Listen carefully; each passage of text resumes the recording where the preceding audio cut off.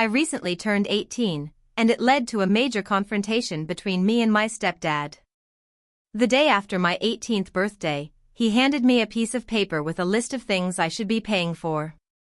The topmost in the list, and the most significant part, was the house rent, followed by food and electricity.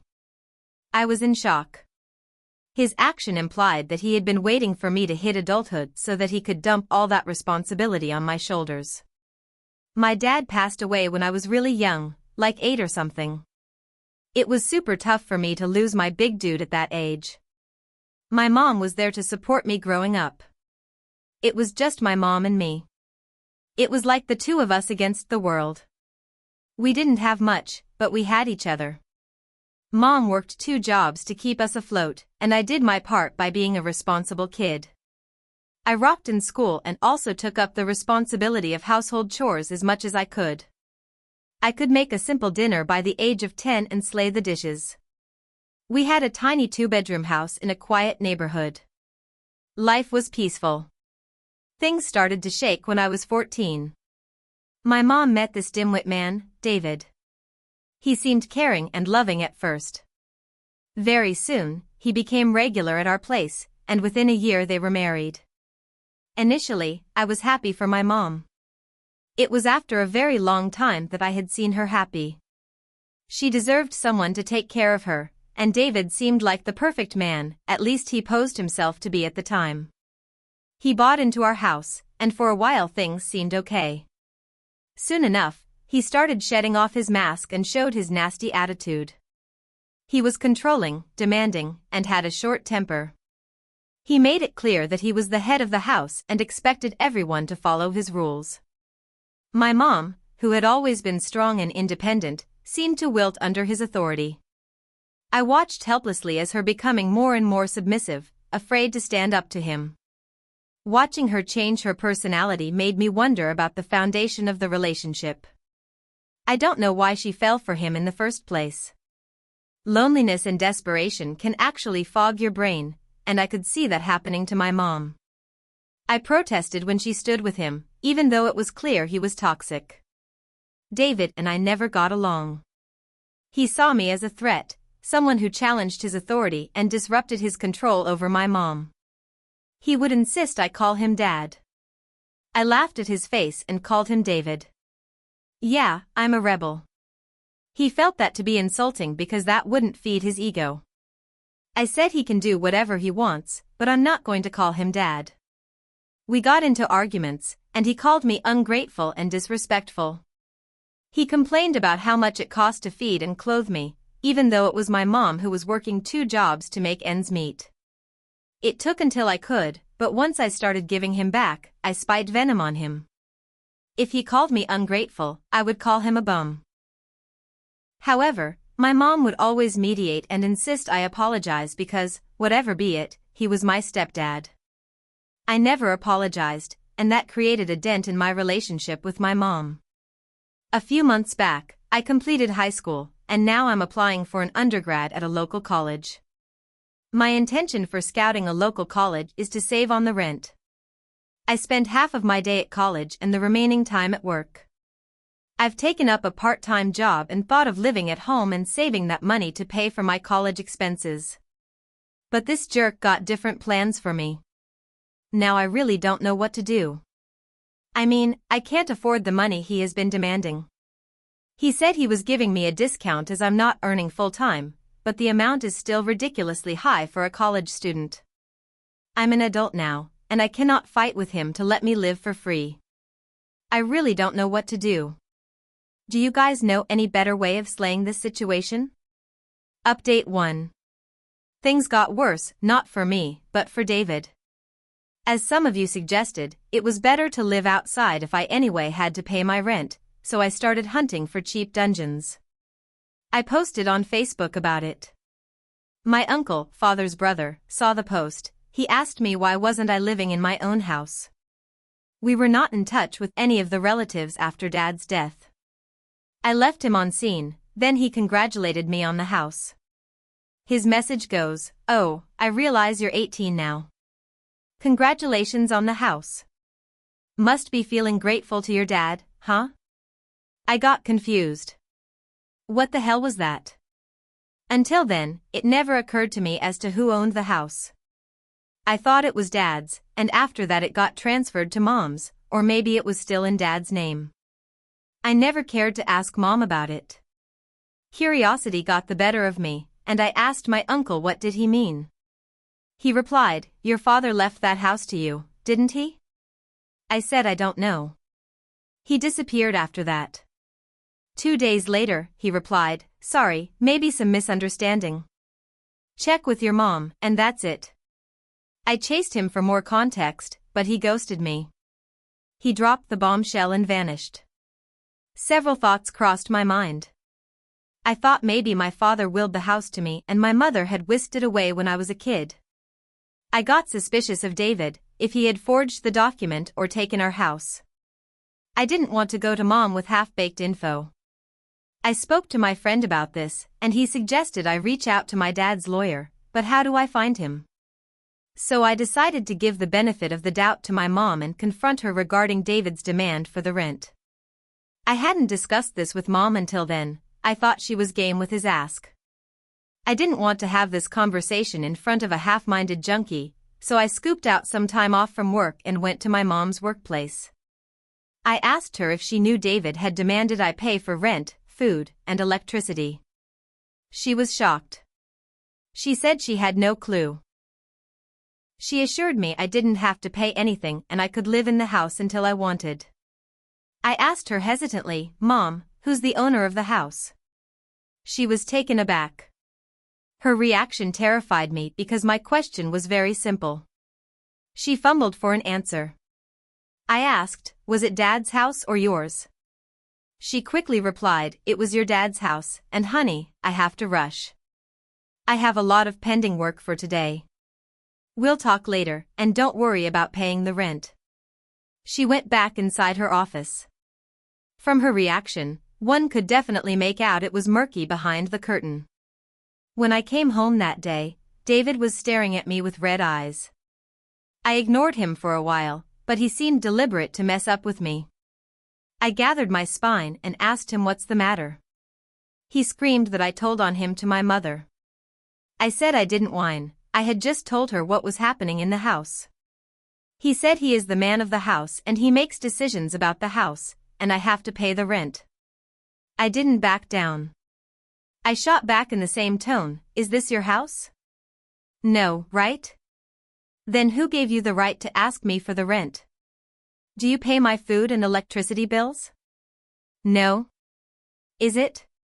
Then why are you opening your crappy mouth?" He was like, "My wife pays for it." I screamed, "Yes, your wife is my mother, and if she doesn't have a problem feeding me, why do you put your grumpy nose in our business?" My mom was in the shower. Maybe she came running outside and heard me screaming. I told her that David was asking me for the rent. She looked at David and said in a firm voice, "He is my son, and he would not pay anything to live here." For the first time in so many years, I heard her talking to him in real tone.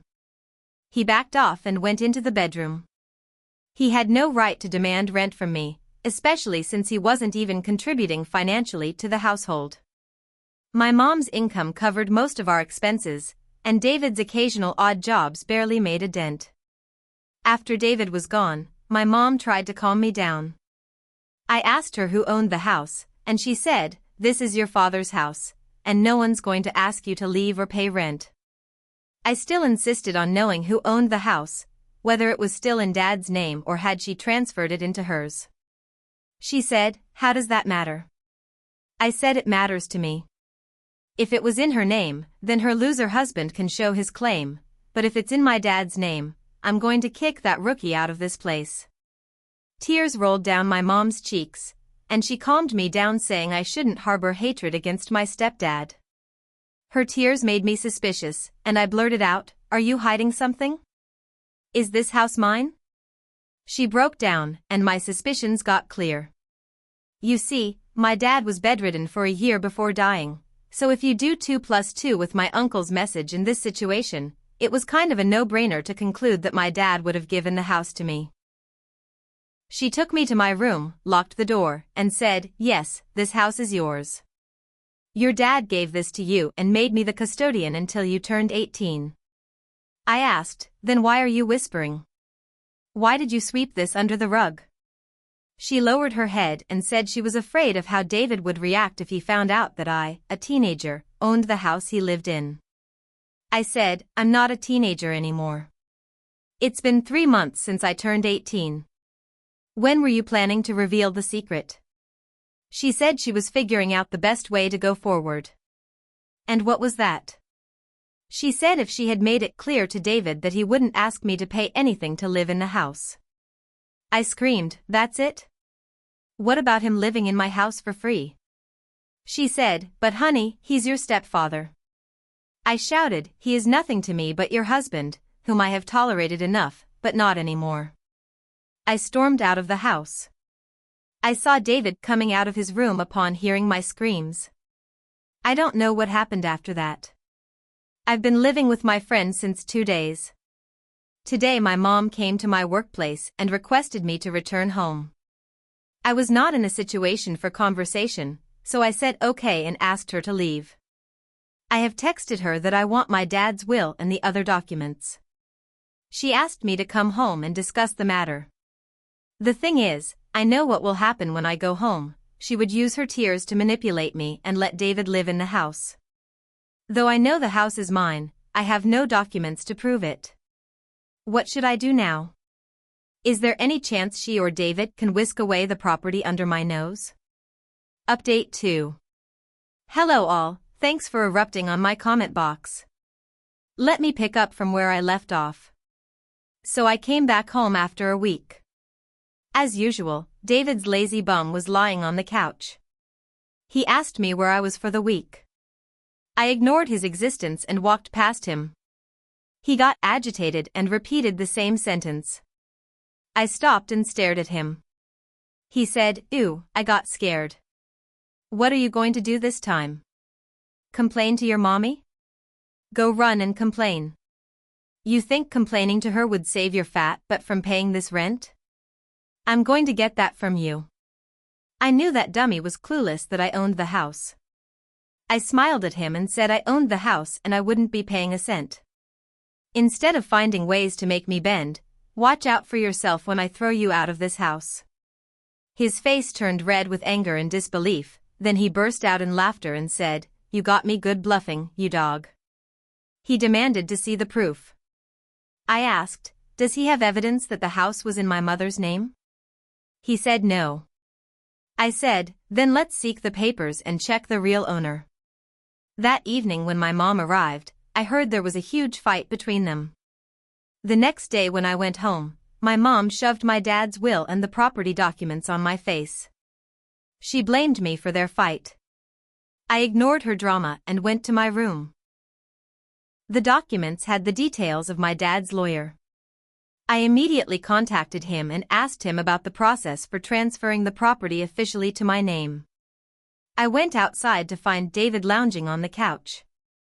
I called his name loudly, that pisses him off. I said, "Now that you know I own the house, I want you to pay rent, not only for this month and going forward, but also for the last 3 months since I turned 18. David's reaction was explosive. He called my mother from the other room and said I was asking for rent. That timid woman said sure, she would pay it for next month. I yelled at her that I don't want money from her, but from him. He lost his temper, and I lost mine. We got into a huge fight and name-calling. To mediate the situation, my mom told David to pay the rent while she would cover the other expenses of the house. He accused me of scheming against him and manipulating my mom. This dude had the audacity to demand that I turn the house over to him, claiming that as the man of the house, he should be the rightful owner. I laughed in his face and said he should be thankful I was not kicking him out of the house. He started yelling at my mom, blaming her for keeping the secret and siding with me. I had enough. I cannot see my mom getting exploited by this nutcase. Though she was not standing up for herself, I wanted to do my bit. I told David he had 24 hours to pack his things and leave. He tried to argue, but I threatened to call the cops on him if he ever raised his voice on me again. He stormed out of the house. My mom comes to me crying. She requested me to let David live with us, and she would pay me for the rent. I yelled at her for feeding David's ego and encouraging his narcissism. She sobbed and said people have to adjust in love. She was afraid that David might leave her if she didn't listen to him. She said it's difficult to find love at this age. After your father's death, it took me so many years to start dating again, and if this one also fails, I would end up living alone in my old age. I said, better to live alone happily than with someone like David. I admired her when she was fierce, who was ready to take the world alone, but now she is reduced to being David's doormat, and I have no sympathy for her tears. The next day, David was gone. My mom was devastated. She loved him despite his flaws and couldn't believe that I kicked him out. She accused me of tearing the family apart and said that I had no right to ruin her life. She resents me for what I had done, and I'm struggling to understand why she couldn't see that I was trying to protect us. I just couldn't see her paying for that toxic man while he slothed on the couch the whole day. She says I'm too young to understand the complexities of grown-up relationships. Is it really so? I don't know. If a mature relationship wants me to be a floor mat, then I don't want to have one. Update 3. Hey guys, I got another update. So after David left, Mom and I had countless arguments. Sometimes I felt guilty for causing her so much pain. Earlier I wondered why she needed a husband when she was providing for herself, but later on, seeing her loneliness, I felt David left a void in her life. However, I was convinced that he was no good to Mom. I know I shouldn't be making decisions for her, but in this situation, I felt she was better off without him. She is 47, she still has a lot of time to explore love than to settle down with a junkie. I tried to keep her happy, but she withdrew herself from me. I focused on my studies and tried to give her the space she needed. I hoped that in time she would come to see that kicking David out was the best thing for us. I also contributed more to the household expenses. Even though I didn't need to pay rent, I wanted to offload her burden. Eventually, Mom and I started getting along, and she joked about how she lost her assertive tone living with David. He made her think she was too bold and dominating to be loved and turned her into a submissive slave. Just when things were starting to stabilize, David reappeared. He showed up at our doorstep one evening, looking disheveled and desperate. He claimed he had nowhere else to go and begged my mom to let him stay. She was torn. Despite everything, she still had feelings for him and didn't want to see him homeless. I was furious. After everything he had put us through, he had the nerve to come back and ask for help. My mom was caught in the middle, and I knew it was a difficult decision for her. She was not yet over him completely. She requested me to let David stay with us for a few days. Apparently, she needed some closure with him. I really don't get the complexities of these relationships. I freaked out and said I cannot share the roof with him. Even if he stays for a day, I would move out. After a huge fighting match, my mom let David stay for a few days while figuring things out. I packed my bags and moved into a friend's apartment temporarily.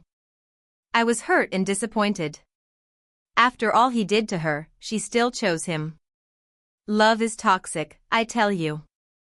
2 days later, Mom called and told me that David wanted to apologize to me and make amends. She swore he was a changed man now. I asked her what would I do with his apology. She said she didn't raise me to be mean and arrogant, and that I should forgive him and we start living like a family as before. I said David was never a family to me, and there's no way I would share the roof with him. Living with him like a family? My butt. I'll kick him in his but if he stays for one extra day in my house. After a long silence, my mom said if he goes, she goes out too. I was almost in tears hearing this. After all, she chose him over me. I said I'm fine to let her go, she feels she's better off with David. It's been a week since I've been living alone. I do have a spell of guilt feeling, but I'm standing firm in my decision. Letting go of my mom was one of the hardest decisions I've ever made, but it was also the right one. I don't know if my mom would ever realize that she chose the wrong side and is wasting her life with David. Sometimes I feel it wouldn't have cost me anything to let them live in the house, but then I cannot imagine living with deadbeat David. Is it normal to feel this way, or am I going nuts?